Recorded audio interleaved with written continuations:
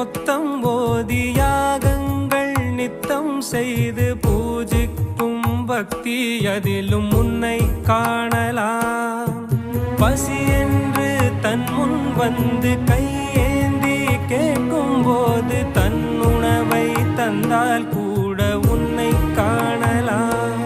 உன்னை காண பல கோடி இங்கு வாரி இறைக்கிறார்கள். எளிதாக உன்னை சேர இங்கு யாரு நினைக்கிறார்கள்.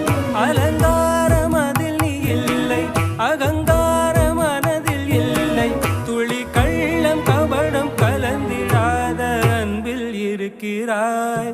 உணர்ந்தேன் உனையே